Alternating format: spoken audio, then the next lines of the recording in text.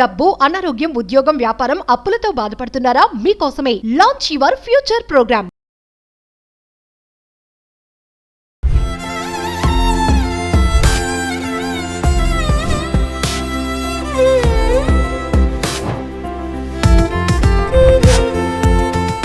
Hello viewers, welcome back to our channel. ప్రస్తుతం మనతో పాటు ఉన్నారు మందడి కృష్ణారెడ్డి గారు. సార్తో మాట్లాడదాం. నమస్తే సార్. నమస్కారం అమ్మా. ఇప్పుడు సహజీవనం అనే మాట కృష్ణారెడ్డి గారు బయట ఎలా అయిపోయిందంటే, సహజీవనం ఎవరైనా చేయొచ్చు, తప్పేంటి అంటున్నారు.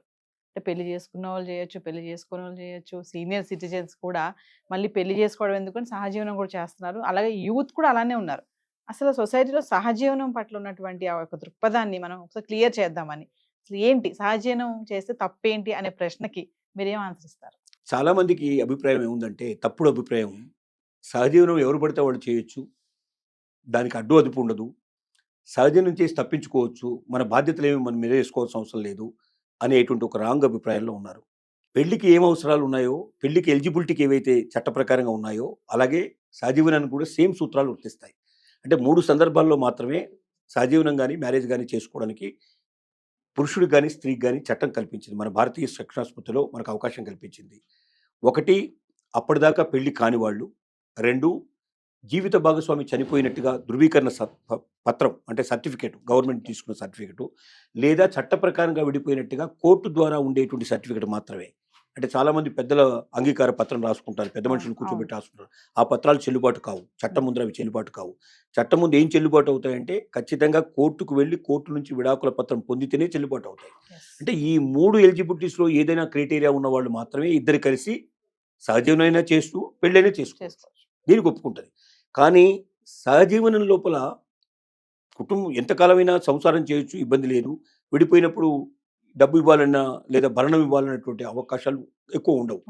ఇది పురుషుడికి స్త్రీకి తెలిసే కలుస్తారు కాబట్టి దానిలో ఇబ్బందులు తక్కువ ఉంటాయి. కానీ సహజీవనం చేసి బయటకు వచ్చిన స్త్రీకే ఇబ్బందులు ఎక్కువ వచ్చే అవకాశాలు ఉంటాయి. ఎందుకంటే ఒకవేళ కడుపు వస్తే రేపొద్దున గర్భం ధరిపిస్తే స్త్రీకే వచ్చే అవకాశం ఉంటుంది. కాబట్టి పురుషుడు ఏమనుకుంటాడంటే, నేను సహజీవనం చేశాను కదా, పిల్లలు పుట్టినా నాకేం బాధ్యత లేదు. కానీ అది కరెక్ట్ కాదు.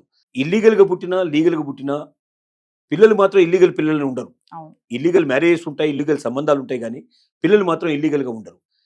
పుట్టిన ప్రతి బిడ్డకి తన తండ్రి ఒకవేళ DNA టెస్ట్లో అతని తండ్రి అని తెలిస్తే ఆ తండ్రి బాధ్యతలు ఖచ్చితంగా నిర్వర్తించాల్సిందే. అతని ఆస్తిలో ఖచ్చితంగా తనకి భాగస్వామ్యం ఉంటుంది. తండ్రులు సంపాదించిన ఆస్తిలో కూడా అతనికి భాగస్వామ్యం ఉంటుంది. మిగతా పిల్లలతో ఈక్వల్గా ఉంటుంది. అందులో ఏ రకమైన సందేహం అక్కర్లేదు. కాబట్టి నేను సహజీవనం చేస్తాను, రేపు బిడ్డ పుట్టినా నాకేం సంబంధం లేదు, ఆవిడ వదిలేస్తాను, ఆవిడ వరుతుందని చెప్పడానికి లేదు. DNA టెస్ట్లు వచ్చాయి ఇవాళ, ఒక క్షణాల లోపల వితిన్ డేస్ లోపల తెలిసిపోతుంది. DNA లోపల తండ్రి రక్తం అదే అనుకుని తెలిసిపోయినట్టయితే ఆటోమేటిక్గా దానికి బాధ్యత వహించాల్సిన పరిస్థితులు ఏర్పడతాయి. రెండోది ఏంటంటే, ఎందుకు సహజీవనం వైపు మొగ్గు చూపుతున్నారు ఎక్కువ అంటే, ముఖ్యంగా ఈ సాఫ్ట్వేర్ కంపెనీలు వచ్చిన తర్వాత సహజీవనాలు బాగా పెరిగాయి. సాఫ్ట్వేర్ కంపెనీ లోపల బాగా సంపాదించడం, ఇద్దరు వైపు నుంచి సంపాదన జరుగుతుంది. అమ్మాయిలు అబ్బాయిలు సంపాదిస్తున్నారు. ఎక్కడైనా కలిసి అంటే ఒక ఇల్లు తీసుకోవాలంటే మామూలు ఇళ్లలో ఉండటం కూడా కాకుండా వీళ్ళు ఏంటంటే, ఇప్పుడు ఆ హైటెక్ కల్చర్ అనేది బాగా పెరిగిపోయింది.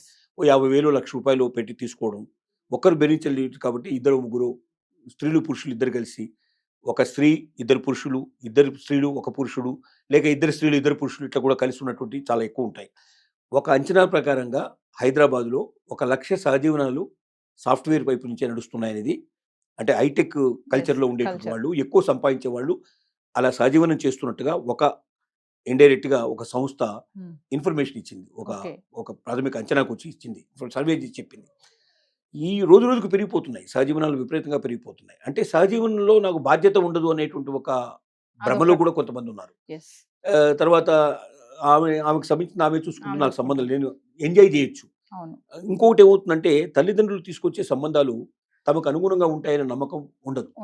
ఎందుకంటే వాళ్ళు చూసేదంతా ఏం చూస్తారంటే భద్రత, డబ్బు ఉందా లేదని చూస్తారు. అందం కానీ లేకపోతే ఇష్టాలు కానీ ఇట్లాంటి వాటిని ఎక్కువ పట్టించుకోరు. అది చూస్తారు. అది చూసేసరికి ఏమవుతుందంటే, తమకున్న కోరికలు, తమ చిన్నప్పటి నుంచి ఆలోచనలు ఏవైతే ఉన్నాయో అవి అక్కడ నెరవేరవు. కాబట్టి పెళ్లి జరిగే వరకు ఎంత ఆనందాన్ని అనుభవించగలిగితే అంత ఆనందాన్ని అనుభవిస్తాం. ఆ తర్వాత ఈ స్వేచ్ఛ ఉండదు, ఈ స్వాతంత్రం ఉండదు. భర్త చెప్పినట్టుగాను భార్య చెప్పినట్టుగాను వినాల్సిన పరిస్థితులు. ఎంతైనా బంధం అనుసారి ముడిపెట్టిన తర్వాత పూర్తి స్వేచ్ఛ ఉండదు, పురుషుడికి ఉండదు, స్త్రీకి ఉండదు. ఖచ్చితంగా డెఫినెట్గా పిల్లలు పుడతారు, సంసారం, వ్యవహారం ఇదంతా తెలుసు. కాబట్టి ఈ జంజాటాలకు అన్నిటికన్నా ముందర ఎంత వేలైతే అంత ఎక్కువగా ఆనందాన్ని అనుభవించి, స్వేచ్ఛను అనుభవించి, సుఖాలను అనుభవించి ఆ తర్వాత వివాహం చేసుకుందాం అన్న ఆలోచన బాగా ఆడవాళ్ళలో మగవాళ్ళలో కూడా కలగడం వల్ల ఈ సహజీవనాలు పెరిగిపోయాయి. Yes. కాబట్టి సహజీవనం అనేది ఒక రకంగా ఏంటంటే బాధ్యతలు తగ్గించడం అనేది పురుషుడికి బాధ్యతలు తగ్గుతాయి, Hmm. స్త్రీకి బాధ్యత పెరుగుతుంది ఒక రకంగా పెరుగుతుంది. చెప్పాలంటే. కాబట్టి దాంట్లోకి వెళ్లే ముందే ఆలోచించుకోవాలి. ఇంకోటి కాంట్రాక్ట్ మ్యారేజ్ కూడా చేసుకోవచ్చు. Yes. ఎవరైనా కావాలంటే సహజీవనం బదులుగా కాంట్రాక్ట్ మ్యారేజ్లోకి వెళితే ఎంతకాలం జీవించాలి, జీవించినప్పుడు ఏమేమి సదుపాయాలు ఎవరెవరు కల్పిస్తారు, ఎవరెవరు ఖర్చులు ఎలా భరించాలి, చివరికి ఒకళ్ళు విడిపోతే ఎవరెవరు ఏమి ఇచ్చుకోవాలి, ఏం తీసుకోవాలి అనేది కూడా క్లారిటీగా రాసి చట్ట ప్రకారంగా దాన్ని రిజిస్టర్ చేసుకొని కాంట్రాక్ట్ మ్యారేజ్ చేసుకునే పాసిబిలిటీస్ కూడా ఉన్నాయి. Yes. సో సహజీవనం కన్నా కాంట్రాక్ట్ మ్యారేజ్లోకి వెళ్ళడం అనేది చాలా మంచిది. కానీ చాలామందికి ఏంటంటే వాళ్ళు కలిసి ఉన్నట్టుగానే ప్రపంచానికి తెలియదని, తర్వాత ఎవరినో వారిని చేసుకోవచ్చు, ఎవరితోటో జీవితం గడపవచ్చు అనే పరిస్థితిలో చాలామంది కాంట్రాక్ట్ మ్యారేజ్ కన్నా సహజీవనానికి ఎక్కువగా మొగ్గు ఎక్కువ మొగ్గు చూపుతున్నారు. చూపుతున్నారు. దీంట్లో పురుషుల కన్నా స్త్రీకి ఎక్కువగా ఇబ్బందులు ఇబ్బందులు వచ్చేది, ఉంటాయి. బాధ కలిగే అవకాశాలు ఎక్కువగా ఎక్కువ ఉన్నాయి. ఉంటాయి. అంటే కృష్ణారెడ్డి గారు ఫైనల్ గా ఒక విషయం చెప్పండి. అంటే పెళ్ళి అంటే అదొక హెడేక్, బాధ్యతలు, పిల్లలు, అటు కుటుంబం, ఇటు కుటుంబం ఇవన్నీ ఉంటాయి అనేసి, సహజీవనం అంటే ఏమీ ఉండవు, రిలాక్స్, ఎప్పుడంటే అప్పుడు కలవచ్చు, ఎప్పుడంటే అప్పుడు విడిపోవచ్చు అనే ఒక ఆలోచన ఉంది కాబట్టే ఎక్కువ మంది దీని వైపు వస్తున్నారంటే ఏం చెప్తారు? నిజంగా ఆలోచించే విధానం అదే. కానీ దీంతో పాటుగా సమాజం కూడా ఉంది, మనల్ని గమనిస్తూ ఉంటుంది, తెలుస్తూ ఉంటుంది. రేపు పొద్దున ఇంకొకరిని మనం మ్యారేజ్ చేసుకున్నప్పుడు ఈ పలానా వాడితో తిరిగింది, పలానాతో కలిసింది అనే విషయాలు డెఫినెట్గా బయటకు వచ్చే అవకాశాలు ఉంటాయి. ఇవి దాచడం చాలా కష్టం. కష్టం. అది పురుషుడికో స్త్రీకో తెలిసినప్పుడు ఆ కుటుంబంలో కలహాలు రావడం కూడా కష్టం, చాలా ఎక్కువ. ఇవాళ ఒక ఫోన్ కాల్ చాలు, అవును. ఎక్కడి నుంచి ఎక్కడికి ఇన్ఫర్మేషన్ పోవడానికి కూడా. Yes. వాడు బాంబేలో ఉండొచ్చు, వీడు హైదరాబాద్లో ఉండొచ్చు, లేకపోతే ఒక పల్లెటూరులో ఉండొచ్చు. ఆ ఇన్ఫర్మేషన్ పంపించడం ఎక్కువసేపు పట్టదు. పట్టదు. ఈ- సెకండ్స్ లో వెళ్ళిపోతుంది. ఈజీగా సోషల్ మీడియాలో వాళ్ళ నెంబర్ దొరకడం పెద్ద కష్టమైన విషయం కాదు, కష్టం. వాళ్ళ వాళ్ళ ఈమెయిల్ అడ్రస్ దొరకడం పెద్ద కష్టమైన విషయం Yes. కాదు. ఒకరి నుంచి ఒకరికి ఇన్ఫర్మేషన్ వెళ్ళిపోతుంది. ఇట్లా ఇన్ఫర్మేషన్ వెళ్ళినప్పుడు ఖచ్చితంగా కుటుంబాలు విచ్ఛిన్నం అయ్యే అవకాశాలు ఎక్కువ ఉంటాయి. Yes. సీక్రెట్ అనేది దాచడం కష్టం. ఎందుకంటే ఒక ఇంట్లో ఉండి ఆ రూమ్కు తాళం వేసుకుని లోపల ఉండలేరు కదా. వీళ్ళు బయట కూడా అలాగే కలిసి ఉంటారు, బయట కూడా తికాలు తిరుగుతుంటారు. ఎప్పుడైతే ఈ సహజీవనంలో ఉండే వాళ్ళు ఎక్కువగా పిక్నిక్స్కి వెళ్ళడం, ఎక్కువగా టూర్స్కి వెళ్ళడం, ఎక్కువగా ఎంజాయ్ చేయడానికి ప్రయత్నం చేయడం కూడా జరుగుతుంది. దీనివల్ల కూడా సమస్యలు ఉత్పన్నమయ్యే అవకాశం ఉంటుంది. జీవితంలో డెఫినెట్గా ఆ పరిస్థితులు ఏర్పడతాయి. రెండోది, నేను సహజీవనం చేసినట్టుగానే నా భర్త కూడా చేస్తే నేను అంగీకరించేందుకు సిద్ధంగా ఉంటానా అని భార్య ఆలోచించుకోవాలి.